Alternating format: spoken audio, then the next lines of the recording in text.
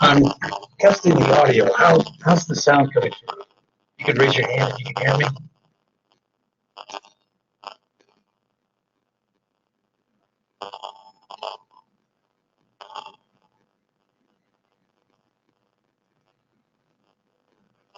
Thanks, thanks, Suzanne.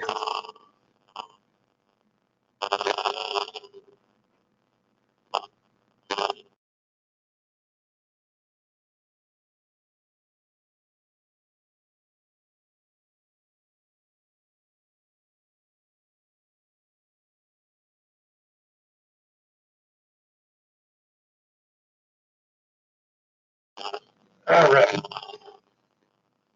Yeah, we're going to get started in about 5 minutes. Uh-oh, I got audio not working well. I get a lot of feedback. All right.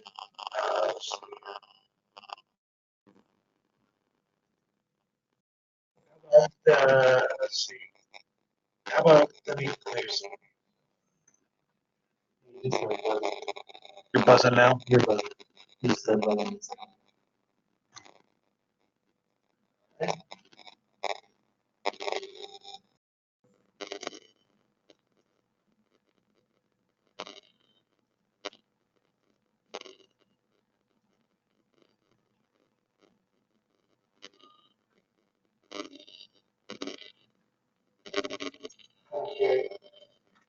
How's it sound now? It's got a buzz.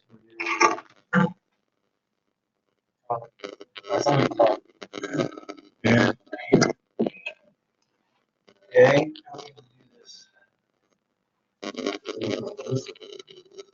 I got one.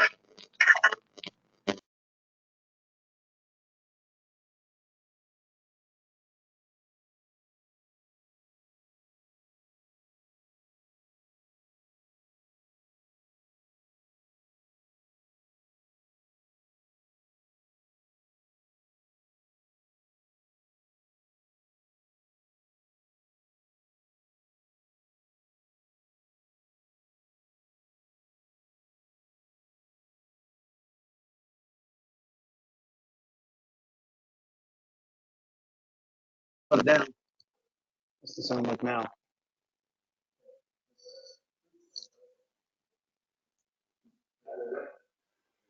I've got the word that this sound is better. Is that true? Everyone, if any comments out there? A bit better, but static. Okay.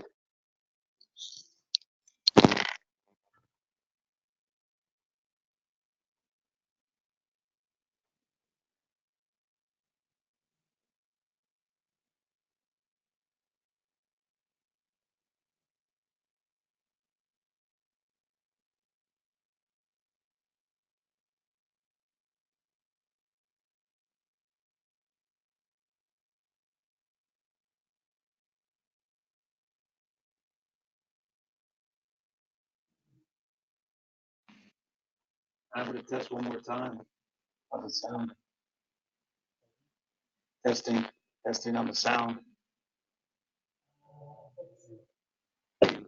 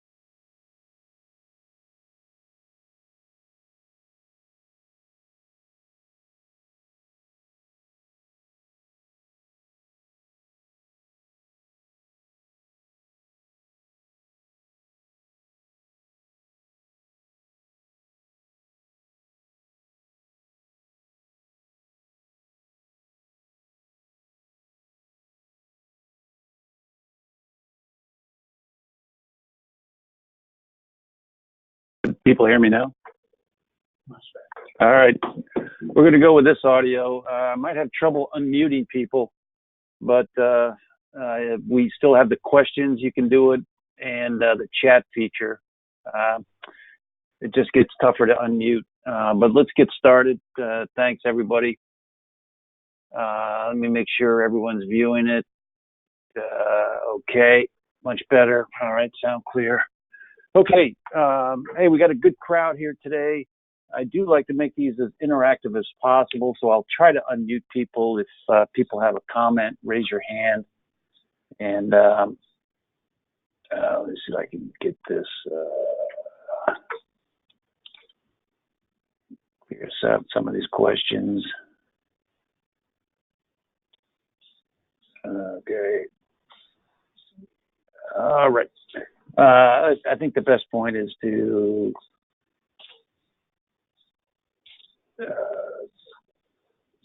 raise your hand, and you can make your comment that way. Hopefully, I can try to unmute you as well. All right. Let me keep an eye on these questions here. I just got a point that the audio seems to be gone, someone said, but you can hear me, right? Yeah. All right. I think we're okay. Let's get started. All right. We're going to look. My name is Bob Hartford. I'm Vice President, Business Intelligence Products with Potomac Wave Consulting. I think the vast majority of you are familiar with me and us through our FedDataCheck product that your agencies subscribe to. Today, we're going to be looking at the difference between termination for cause versus termination for default. And I know we have a lot of experienced COs on this, CSs. If you see something that hopefully I won't state something that's at variance with the FAR, but if I do, I hope you raise your hand, raise a question, and correct me. There's a lot of people with boots on the ground experience here, so let's help each other and make sure we get this right.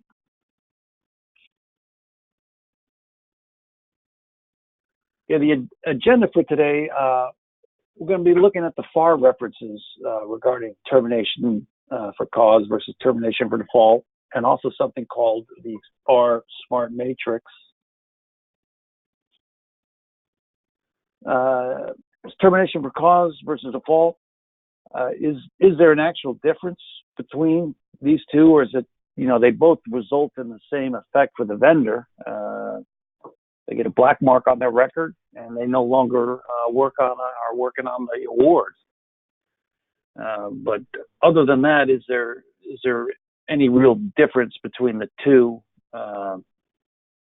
reason for mod terms? Because a lot of people do seem to use them interchangeably. We saw that 2 weeks ago. We're going to be looking at a new data check that we've created that flags a misapplication of termination for default versus termination for cause. Obviously, then we think there is an important difference, and that's why we're flagging it when one is used improperly instead of the other. We're going to check the records for termination for cause and default in FPDS-NG versus FAPIIS. As you know, anytime a vendor is terminated for cause or default, that should be reflected in CPARs, and then from CPARs, that documentation of that termination for cause or default should go into FAPIIS, so that your peers can make a good responsibility assessment should that vendor come up again for consideration on a future award. Future award. Is there a correlation between termination for convenience and termination for cause or default? Let's take a look at that, and we're going to do a review.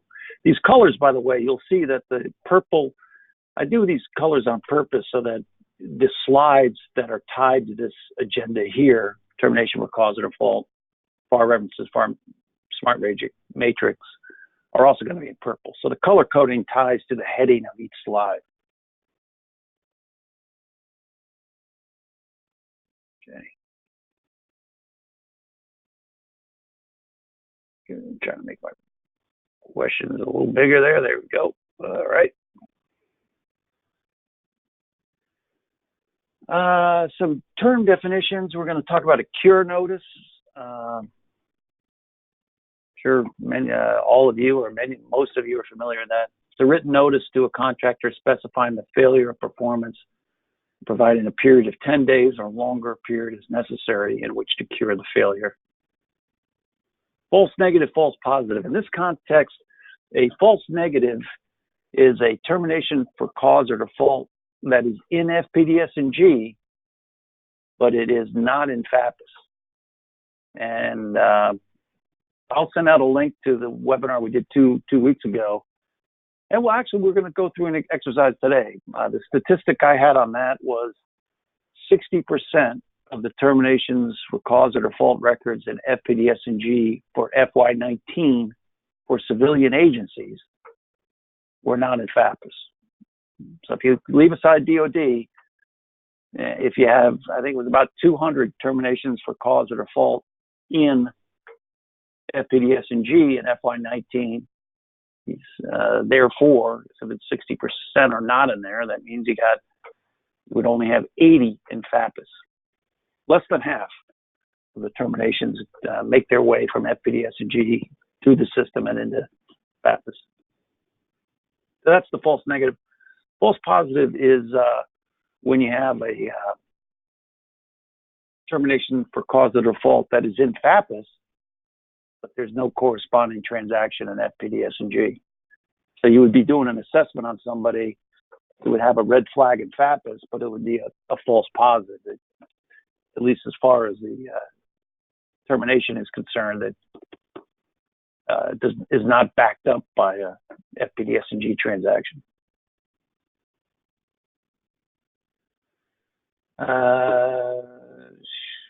FAR Smart Matrix, we're going to get into that. That's a new capability on acquisition.gov. VLOOKUP is an Excel formula. That's a particular Excel formula that we're going to use to compare FPDS-NG data to FAPIIS data, and we're going to see what that is. But here's the definition if you want to refer to it once you get the slides. Okay, termination for cause for default, the FAR references. Let's pull up the FAR here.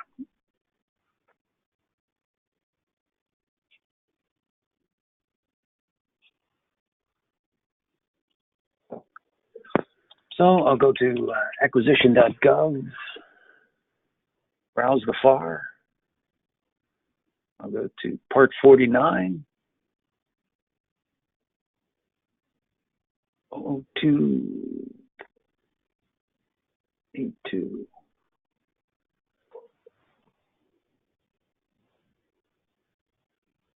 Termination. So if you look at FAR Part 49, termination of contracts, the key point I was getting here on A2, this part does not apply to commercial item contracts awarded using Part 12 procedures.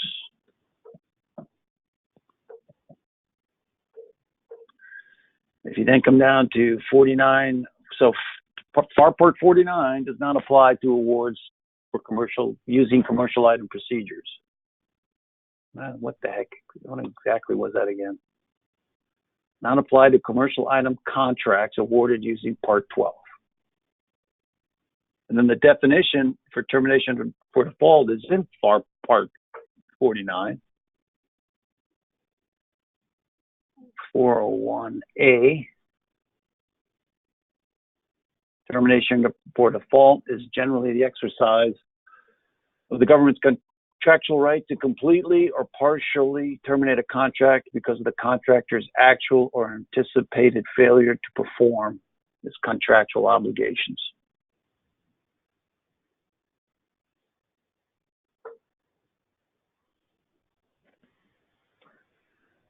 So what we're saying here then is, based on the FAR, termination for default is tied to awards that are not for commercial items.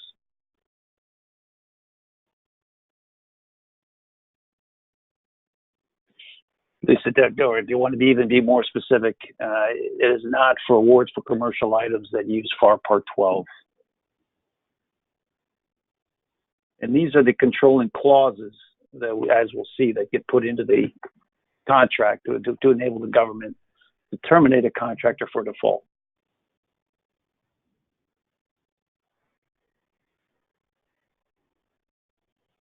Okay, let's move on to termination for cause. We know that was in reference to FAR 12. 403A. This is a long one, but here's a particular clause that gets inserted in the contract to enable the government to terminate a contractor for cause. Permits the government to terminate a contract for commercial items, either for the convenience of government or for cause.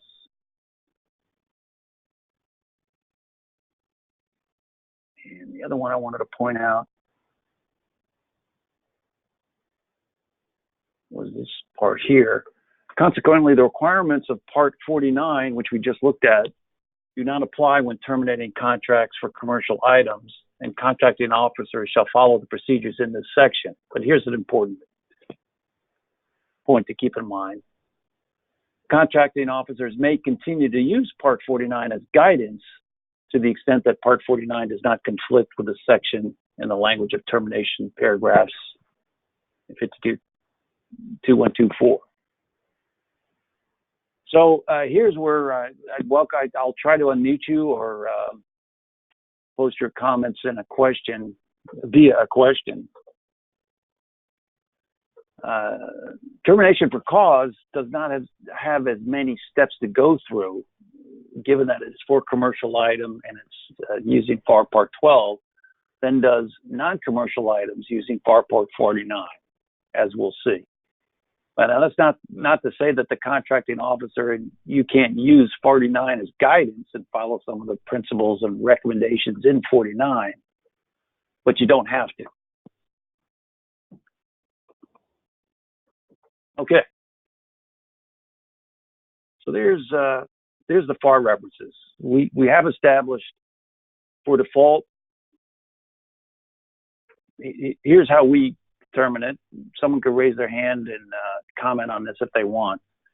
We're looking at two fields in FPDS-NG, reason for mod. If you see reason for mod in FPDS-NG is termination for default, then when you drop down and you look in the competition section at the commercial item acquisition procedures, you should see D, non-commercial item.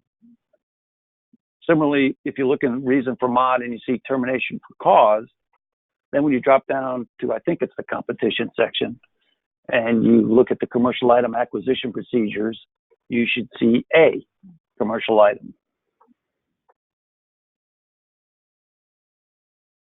All right, let's drive that home by looking at the FAR Smart Matrix. And actually, I wanted to do a poll here. Here are my polls.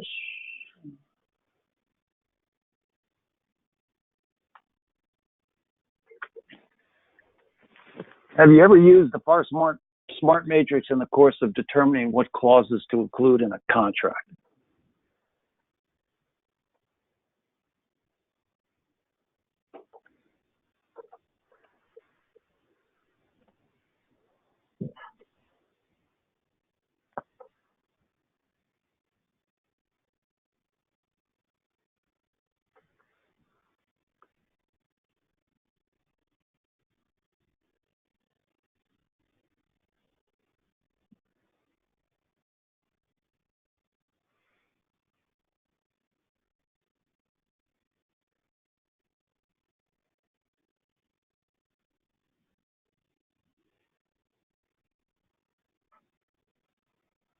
We'll stop here in just a few seconds.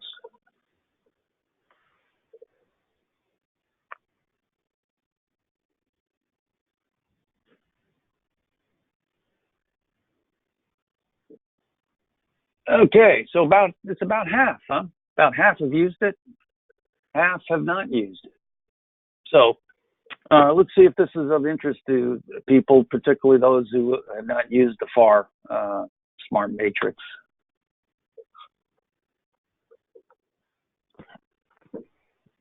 Excuse me. Just to go through what the FAR Smart Matrix is, it converts the static version of the FAR in the back of the FAR, 52301, and made it searchable and filterable. Let's take a look at it.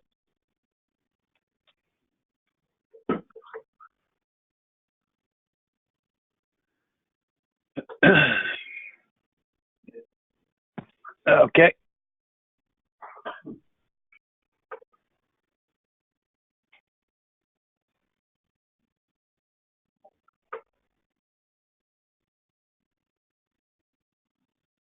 Joyce, can you hear me? Can you? That hand might have been up from earlier. Okay. I think I can unmute people too. So that's actually, last time I couldn't do it if I used this type of audio. All right. So I want to drive home. I think everyone agrees with it, but I want to drive home that point that termination for default is tied to contracts for non-commercial items, and termination for cause is tied to awards for commercial items. So here I am in the FAR Smart Matrix. Hopefully people can see this. Maybe I should make it a little bit bigger. And what I can do is I can select here for the type of contract and then see the clauses that either are required or optional for that type of contract. So I am going to go select, and you see also one thing I can do, there are a bunch of acronyms down here. FP, SUP, CI. What does that mean, CI? And so there's a couple different ways to understand what all this barrage of acronyms mean. One is if I'm at the FAR Smart Matrix, and this will be in the power slides, the link to this, is you can hit up here in the legend, you can hit expand, and it gives you all the acronyms. So FP SUP is a fixed price supply contract. Another way to get what the acronym is just move the mouse over it. So if I move over that, I get fixed price supply. So I'm going to check that. And I am going to check commercial item. And then I am going to hit apply. So I'm going to fix price supply for a commercial item. I'm going to hit apply. Now they're going to give me a list of all the contract clauses that are either required or optional for that type of contract. And you can actually restrict it more here. R is required, O is optional, R is required, A is all. So both required and optional. Okay, so there are my clauses for this type of contract. Then the handy thing to do is you can export it to CSV, which I'm going to do.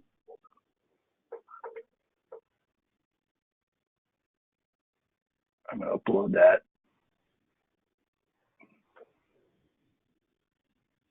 Okay, and here they all are. Required. I'm going to have to look at what A is. O is optional. R is required. Well, I guess we can find out what the A is up here, hopefully. A is required when applicable.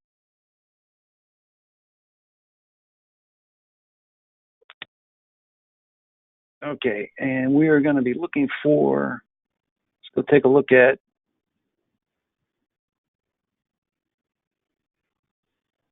FY19 is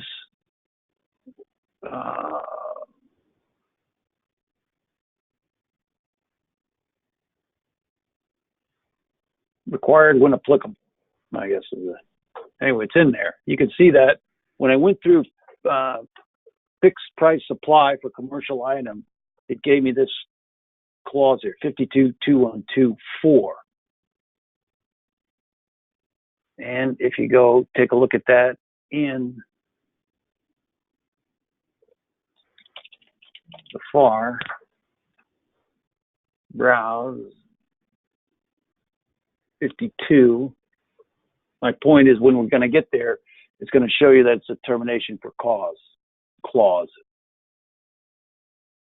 This one takes a while to come up. Let's see if I can search for it. 52.2.1.2.4.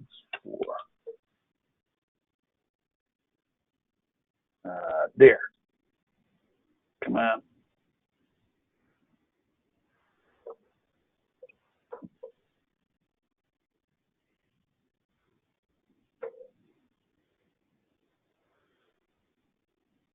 Okay.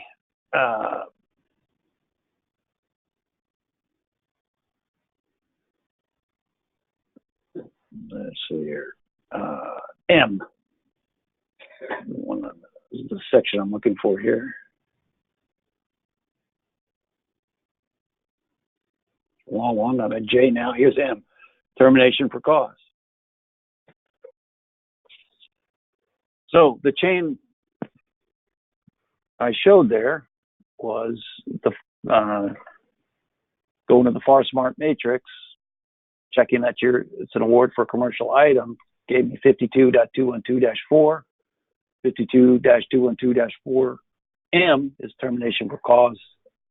Therefore, once again, termination for cause is associated with awards for commercial items. All right, let's do that matrix one more time. I'm going to uncheck commercial item.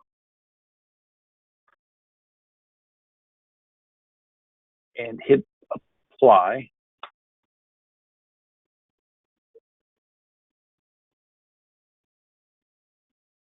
Let me hit apply one more time. Make sure, oops, waiting.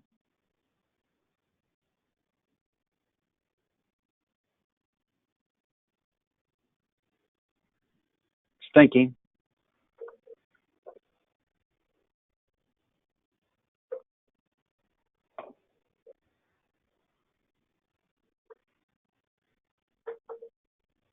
All right. Just about done, I think. Yeah. Okay, now I got a new set of clauses. I'm going to export those to Excel.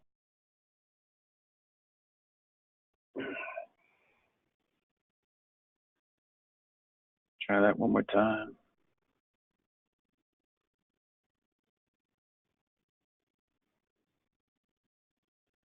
Okay.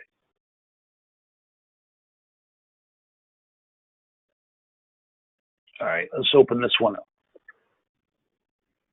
So these are the clauses that are associated that I can require to include, optionally can include, required when applicable for a fixed price supply that's not a commercial item. Right now, I should see 52.249.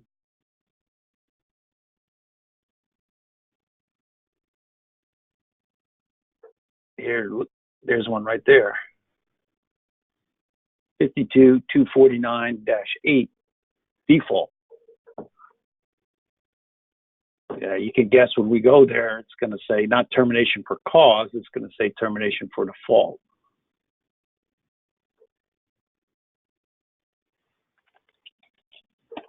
$52,249.8.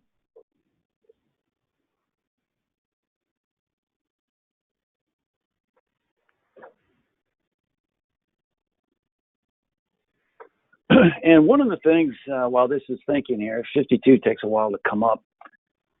You'll notice you may not have, I actually have it.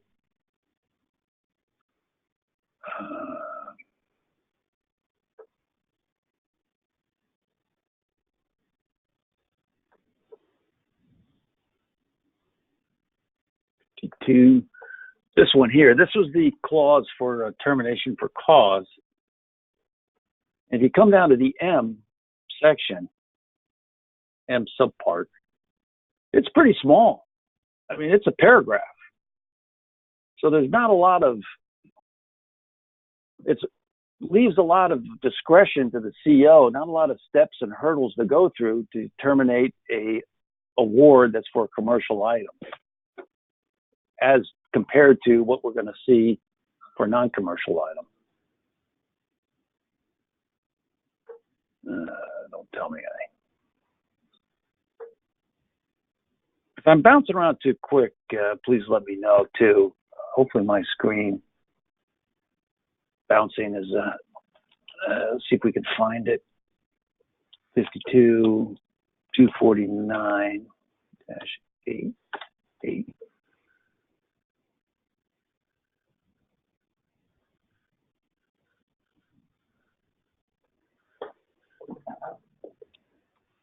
So how did I get here? I ran the FAR Smart Matrix.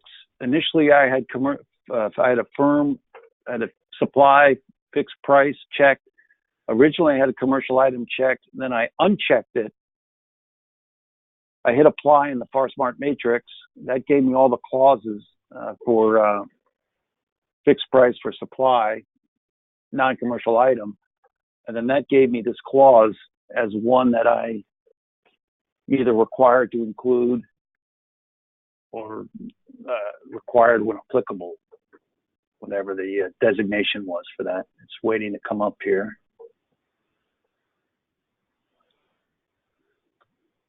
Okay, default, it should say termination for default in here, but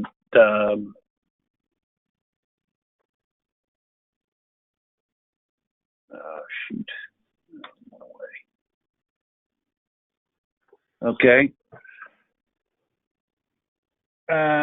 Here we go. The contract is terminated for default. So again, that whole, we're now not using the term terminated for cause. We're back to terminated for default for a non-commercial item. And as we'll see in a second, a lot more language, a lot more verbiage in this clause as it relates to terminated for default than what we just saw for terminated for cause. I'll include all. Let me make a note of that. I have downloaded to a Word document the 3 clauses associated with terminated for default and the 1 clause associated with terminated for cause, and just for your comparison.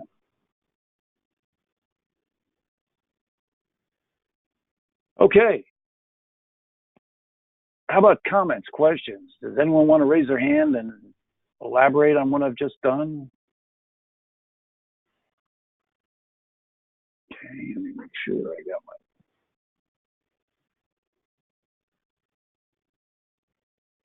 Okay.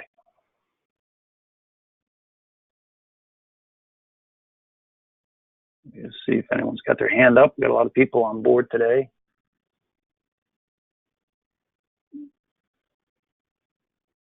All right. Is term for cause versus default a distinction without a difference? I had a hard, again, not being as familiar with the FAR as many of you are. They sure seem the same to me. And the data dictionary doesn't, the FPDS-NG data dictionary does not elaborate on these 2 terms. But there are 2 key differences that I saw when reading through the clauses. Okay, the first key difference is cure notices must come into play on certain terminations for default, not so on terminations for cause.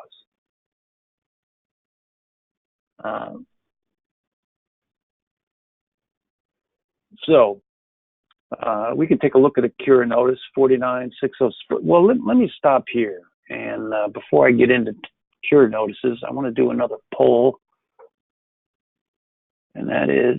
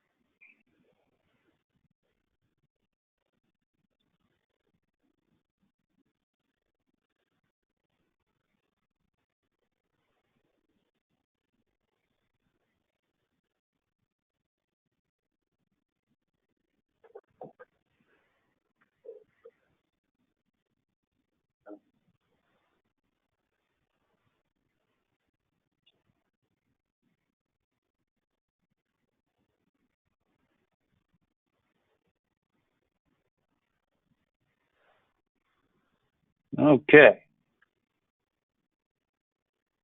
So again, just like on that first poll, we have half the people on board today on our webinar who have done a cure notice, and half haven't. So those of you who have done a cure notice, a comment about now in the webinar, share your experience, elaborate on what I have to say would be great. But anyway, FAR 49607A gives an example of a cure notice. You are notified that the government, so again, the cure notices are mandatory for terminations for default under certain circumstances. That's my assertion. You are notified that the government considers your, specify the contractor's failure or failures, a condition that is endangering performance of the contract. Therefore, unless this condition is cured within 10 days, okay, you got a time period in there, after receipt of this notice, or insert any longer time that the contracting officer may consider reasonably necessary. But these cure notices are mandatory under certain circumstances to default, to terminate an award for default, and they get a minimum of 10 days, they being the vendor. The government may terminate for default under the terms and conditions of the clause title of this contract.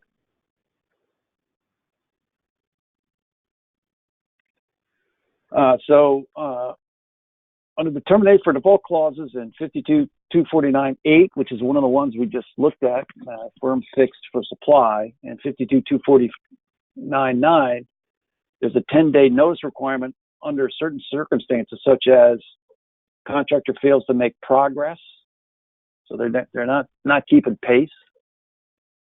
Contractor fails to perform any of the other provisions of this contract.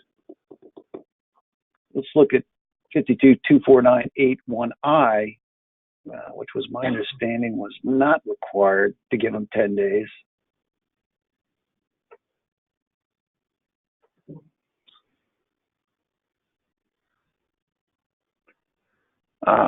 So, you know, if they're supposed to deliver the supplies or to perform the services within the time specified in this contract or any extension. So, you know, in that case, you order 100 laptops and you're waiting around for them, and the vendor just doesn't deliver them within the time specified. Maybe even give them a couple extra days. Again, I appreciate a CO raising their hand on that. Then you could terminate them for default without that cure notice. But the cure notice is required if the problem with the vendor falls under these two categories.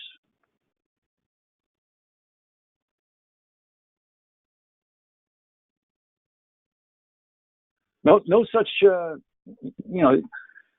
on a terminating for cause an award for a commercial item, you could use that as guidance if the CO, the FAR permits the contracting officer to use that cure notice as a option as to how to handle failure to perform, but it is not a requirement as it is up here in the awards for non-commercial items in the termination for default area.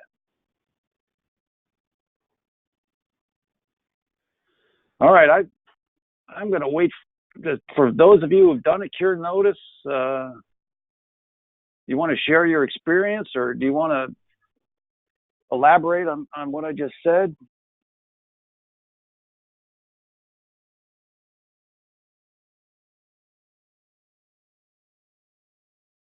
Okay. Demetrius, can you hear me? Demetrius. Yes, I can. Can you hear me? Yeah, I can. Go ahead if you got something. Yes, as far as cure notices, I was working with the Department of Veteran Affairs, and during my time there, we had a couple of service contracts that were not meeting the expectation. It was in the sense that they bit off a little more than they could chew because they were doing transportation services for about 4 or 5 hospitals throughout the southeast states. and we started to see a slack in their performance within the second option year of the contract. And so we had written conversation. Say it again. I said, okay. We had written conversations. We had written conversations that led to forcing us to write a cure notice, because we wanted to give them every chance possible to rectify their actions. And luckily, this turned out to be a good situation, because after the official cure notice was given and the 10 days was allowed, we started to see we got an action plan for their performance to be corrected and updated. And then we did not have any more issues, but we still had to keep the cure notice on file just in case something would have come up later on. Yeah, great. So the process worked, and at least in that case. Yeah, well done. Thanks, Demetrius. All right. So yeah, good thought there. You kind of think when you trigger those clauses that the doom is already settled, but you go through these cure notices. How about this next step? Another key difference is involvement of the Small Business Administration for terminations for default. This is also specified. I have to get the FAR reference. I believe that it's in these clauses here, 2498, 2499, and I think the other one is 24910. Double check that. Yep, 24910 are the three clauses associated with termination for default, depending on the type of contract. Excuse me. One is for construction. One of these clauses ties to a construction-related award. For terminations for default, if the contractor is a small business firm, the contracting officer shall immediately provide a copy of any cure notice or show cause notice to the contracting office's small business specialist and the Small Business Administration regional office nearest the contractor. No corresponding SBA notification requirement for terminations for cause. So there's another one. Get the SBA involved. Try to help that vendor get back on the good road. Any other key differences based on your experience working with terminating awards for commercial item versus non-commercial items? These are the two significant ones that I noticed in reviewing the clauses.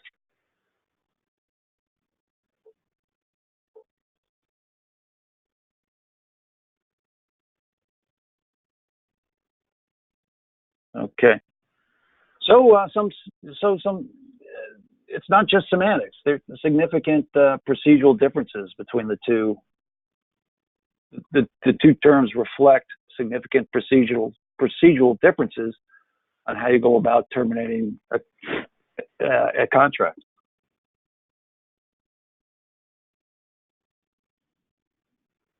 Okay, we do have a data check now that looks when there's a mismatch between the reason for modification and the commercial item acquisition procedures.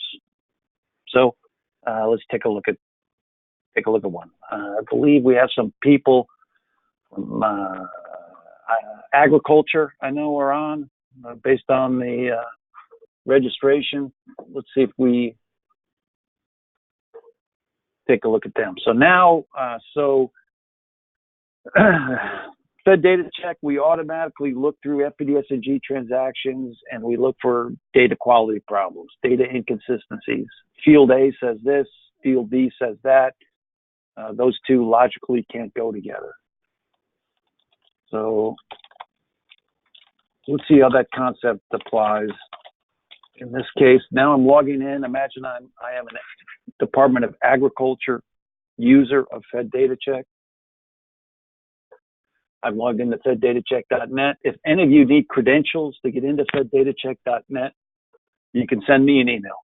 My contact information will be in the PowerPoint slides. But now I've logged in as an agriculture user. I can click on Treasury if I want to, but I'm not going to get anywhere.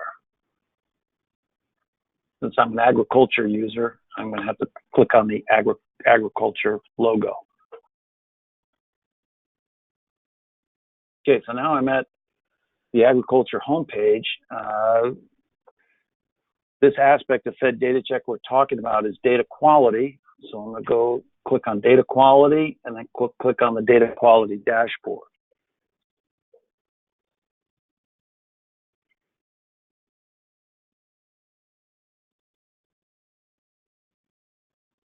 We've talked to, you can get a listing of them up here on page 7 listing, but I said it was check 148.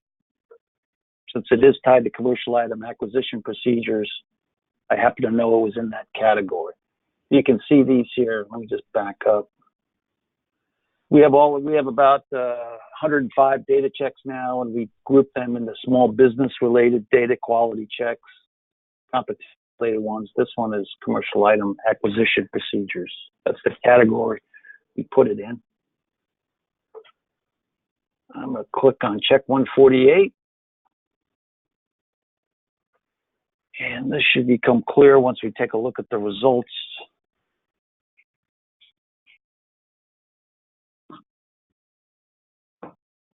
Okay, I don't see any misapplication of termination for default or cause so far in FY20. So let's back it up to FY18, 19, and 20.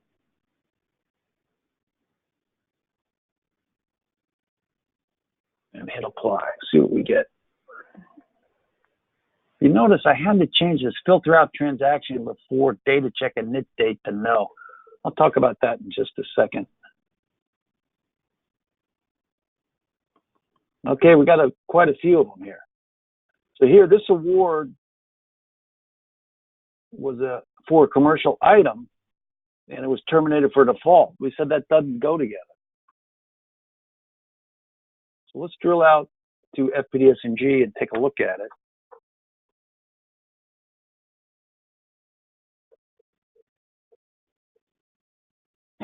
So termination for default here. So then if I scroll down, it should be in the competition section. Yep, commercial item acquisition procedures, it's a commercial item.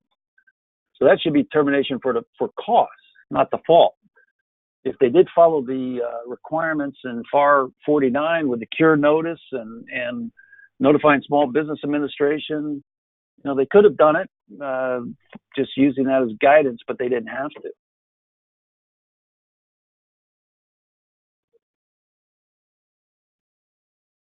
Conversely, if you scroll down to this one, you get commercial item procedures not used, and it was terminated for cause.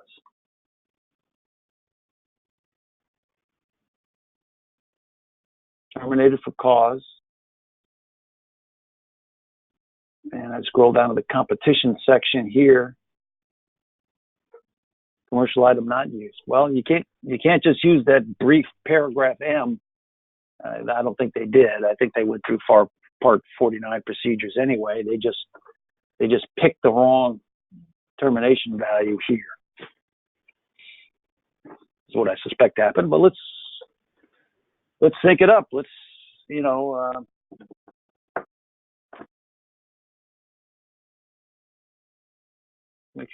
might as well use the right term for the right course of action. So our check 148, that just came online. For those of you, if you do make them, not anybody on this webinar, but one of your peers picks the wrong reason for mod in association with commercial item acquisition procedures, they're going to get flagged on that report, and they'll receive an automated email from us asking them to take another look at it.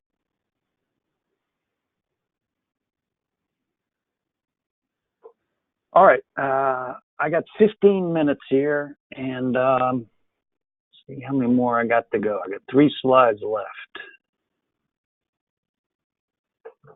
I think. So I got to pick it up just a little bit. So let's see how, and one thing I could do, there's going to be a way for you to download this webinar. And I'm going to go through this pretty quickly so that where you can compare your departments or your agency's data in FAPIIS to FPDS-NG. Remember those false negatives, false positives?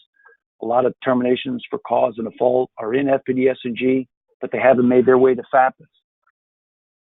That's significant. That means one of your peers, or you, and not necessarily you, you're relying on incomplete information if you're using FAPIIS to do a contractor responsibility assessment. And the reverse is probably worse.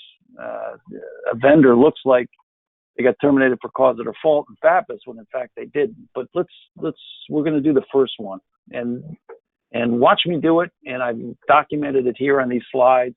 And you could also go back to the webinar and take a look. All right, so first thing we need to do, if we're going to compare FPDS-NG data to FAPIIS data, let's go get the FPDS-NG data.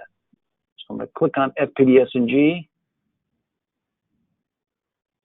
log in, click on ad hoc reports.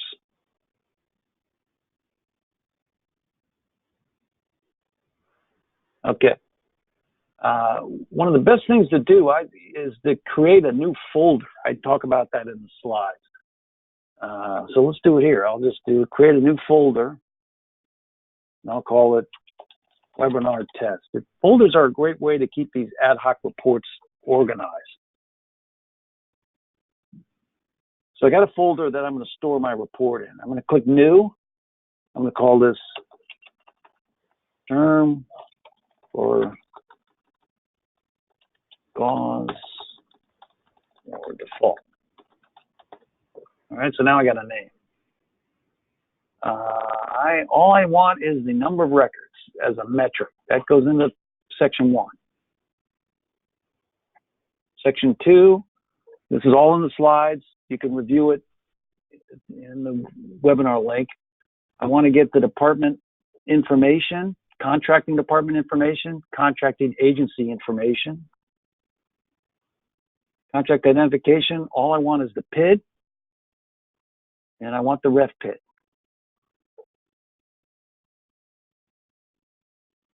Contract dates, I'm going to pick date signed.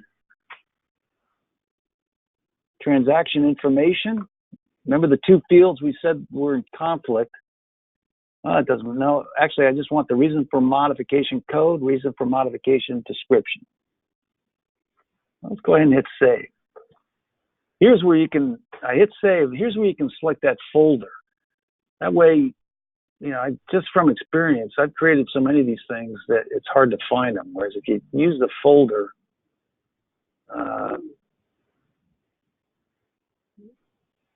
there's my webinar test. Keeps them organized better.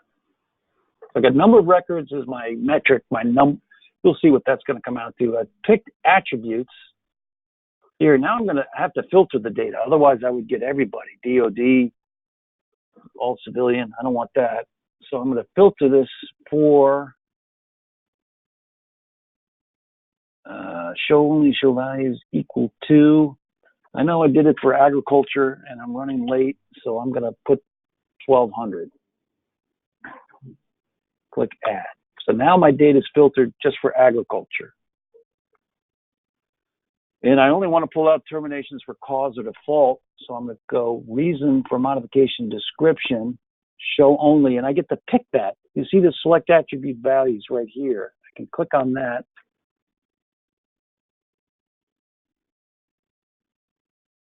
And I can do termination with clause, hold down the control key, hit termination for default, hit OK. You see it's loaded up there, add there. So now I'm pulling out all transactions that are associated with agriculture and termination for cause or default. Let me hit save so I don't forget that. Let's hit execute. Just going to pull out the data. I got two choices, by date signed or last modified date. I'm going to do it for date signed, 10/01/2018, 09/30/2019. Just looking at FY19 data. My statement is at least for all civilian agencies, half aren't making it through the process to FAPIIS. Okay, I got my dates. I got all my information. I'm going to hit display report. Here's all my terminations for cause or default for agriculture in FY19. I can hit export here to Excel. And exported it to Excel. Open it up.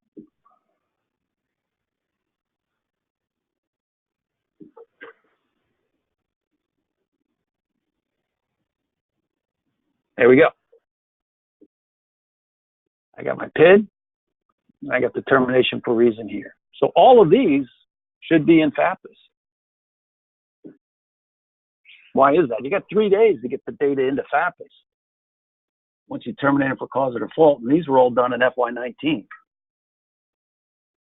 Okay, so I got my FPDS-NG data. Now let's get the FAPIIS data. FAPIIS.gov. Again, steps in the slides. Data reports.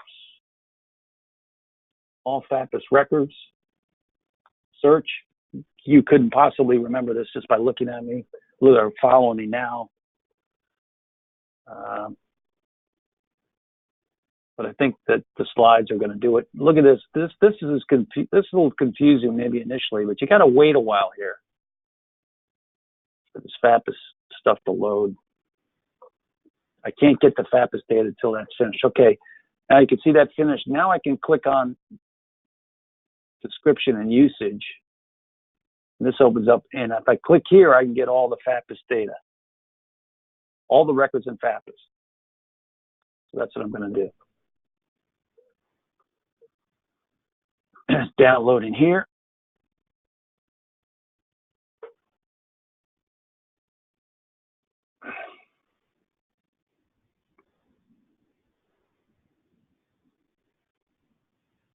Okay, so these are all the records in FAPIIS.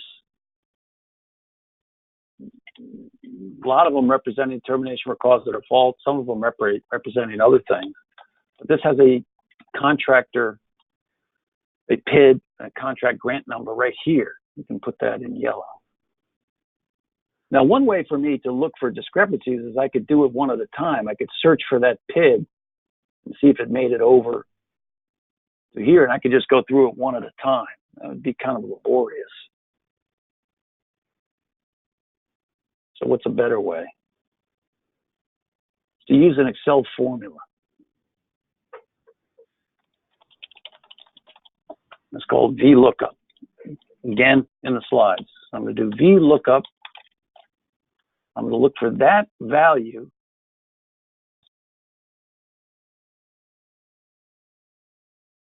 in all of these values over here in FAPIIS.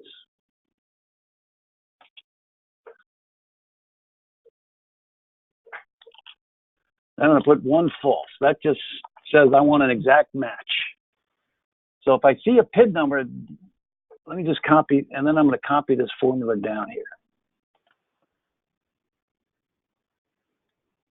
Let's take a look at that formula. It might be more daunting than it looks. VLOOKUP, vertical lookup.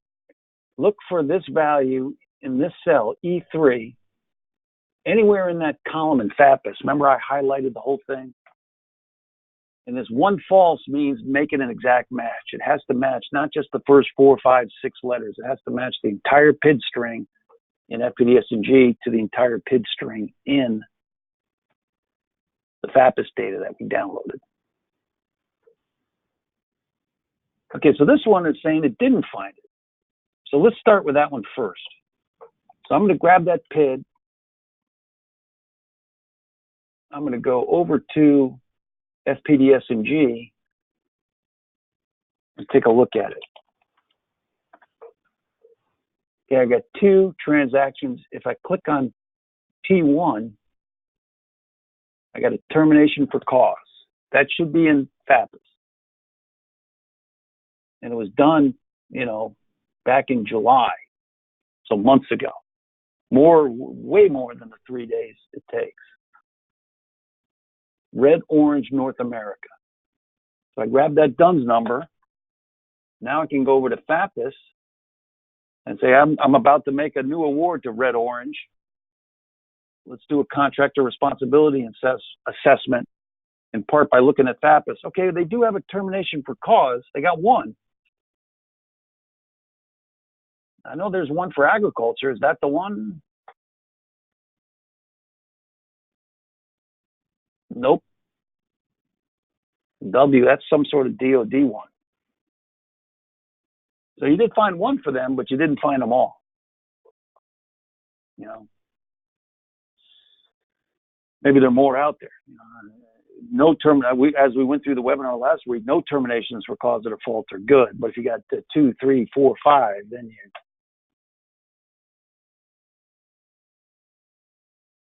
So what we did by downloading the FPDS-NG data, downloading the FAPIIS data, and doing this VLOOKUP match, we can see that out of how many? 27 awards, 1, 2, 3, 4, 5, 6, 7, 8, 9, 10. A third of them did not make their way from FPDS-NG into FAPIIS. Some of them did. So if you take a look, most of them did.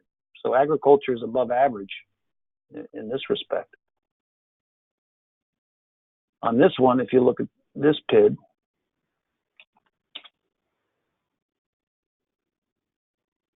termination for cause, 1, 2, 3, 4, D006. Let's go grab Eric Roper. If I go here in FAPIIS, I got 3 of them for Eric, and that was the one there. So that one did make it over.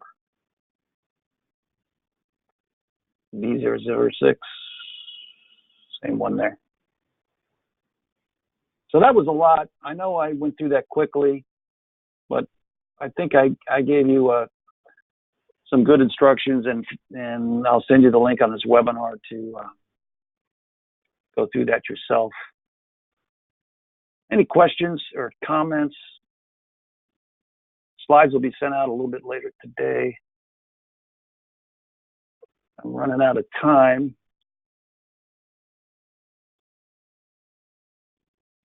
You know, when I was looking at this, I thought it would be a mistake when I was initially looking at this issue of discrepancies between FPDS-NG and FAPIIS on terminations for cause and default. What I thought would happen was a vendor would be terminated for default. They would then be a big brouhaha, and the government, let's say, would grudgingly change it to termination for convenience, and then the record would not be deleted out of FAPIIS. So you'd have a false positive. It would still be in FAPIIS, but it would be terminated for convenience in FPDS-NG. You know, that is what happens, I believe, but it's not. It's by design. There are, you know, for example, FAR 52249-9G. If after determination it is determined that the contractor was not in default, or that the default was excusable, act of God, something like that, the rights of the parties shall be the same as if the termination has been issued for convenience. So there's FAR language in there that says, oh, you know, yes, we did terminate you for cause of default. We took another look at it. There were extenuating circumstances. We agree with you. We're going to terminate it for convenience. Same, you know, it's the same result in terms of you working on the contract, which is you're not, but not a black mark on your record. And it's the FAR anticipated reasonable circumstances where that should be the case. But as you can see on this one here, let's take a look at this. Here's where you can run into trouble on that.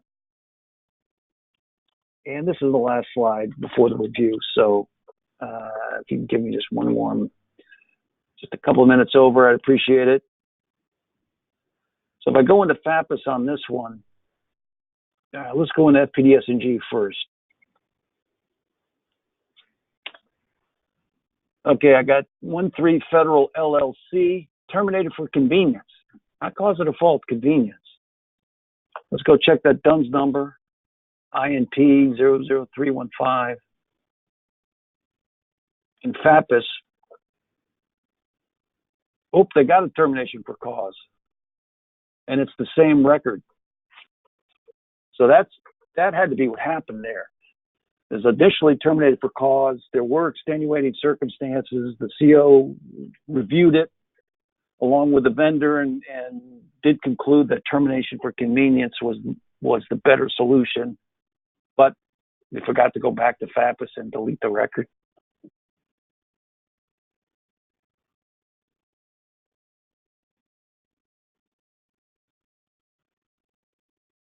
In review, if you see 50, here's a quick rule of thumb. If you see 52212-4 in the contract, use termination for cause. Otherwise, use termination for default. So that clause in and of itself triggers which one you should be looking at. It's not just different semantics. There are procedural differences depending on whether you're going the termination for cause route or the termination for default. FedDataCheck, remember that 148, you'll be seeing an alert from us if you use the wrong one based on the synchronization between reason for mod and commercial item acquisition procedures. We're going to give you a link in the slides so you can go through that VLOOKUP exercise. Termination, changing the termination for cause or default to a termination for convenience isn't something just to make a problem go away. It's laid out in the FAR and a good tool to resolve differences and move on. But yeah, don't forget to go back to FAPIIS and get rid of that black mark. Obviously, I went 3 minutes over. Normally I go 1 or 2 minutes over. I was a little bit more this time. I'm going to talk about myself and FedDataCheck after this. If you've seen that, feel free to drop off. I'll be sending out a training certificate, which you can use for a CLP point. I haven't heard of anyone not getting one, assuming you stayed on for the whole webinar.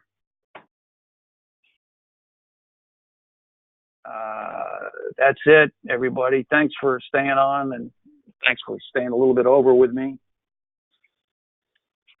I would take a hand and a question or a comment.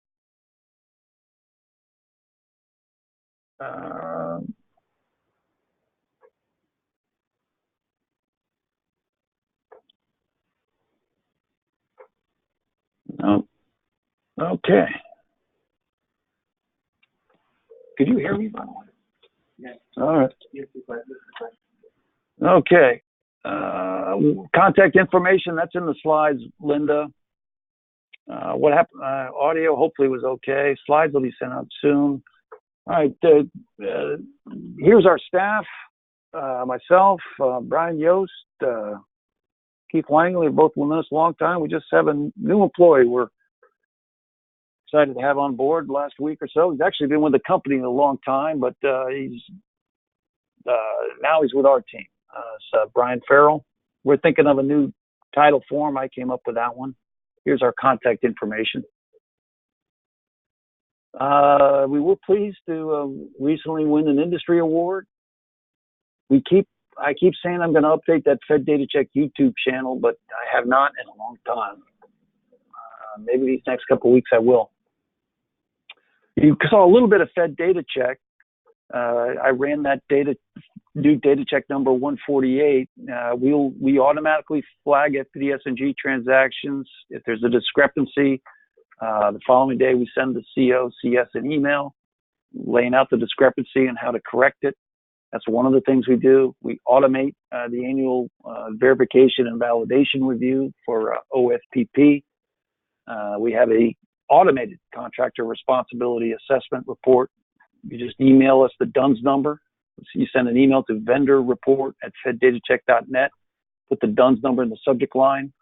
In 30 seconds, 30 seconds to a minute, you're going to get back a nice responsibility assessment report that documents, it allows you to look at the data rather than having to go around, or allows you to look at the data perhaps more closely and in an analytical fashion rather than having to go around the SAM and FAPIIS and spend your time clicking. a lot more we do in terms of procurement metrics, small business, competition, competitive one bids. A best way to start with us is a $5,000 trial for 4 months. Separate pricing is available if you just want the vendor/contractor responsibility assessment. Yeah, we go back and forth as to whether to call it a vendor responsibility assessment report or a contractor responsibility assessment report. My thinking there is that you could also use this if you're evaluating proposals. So they're not a contractor yet, they're a vendor offering their service. So you can, you get a training certificate later today. Atomic Wave, we're a women-owned small business on some of our vehicles. We're running low on those. You go to us directly, we'd be an OTSB at this point. 11 agencies subscribing to us. Education, labor, HUD. HUD and agriculture came on recently as agriculture as a department. We're expecting another 4th one to come in this week, but I can't say who it is yet. Any final comments, anybody out there? Anything I can? No. All right, well, I hope that was useful. And I know we went through a lot, and I appreciate you coming on. We do have some more webinars coming up that I'll point out in a follow-up email. So thanks a lot, everyone, and we'll see you in a couple of weeks.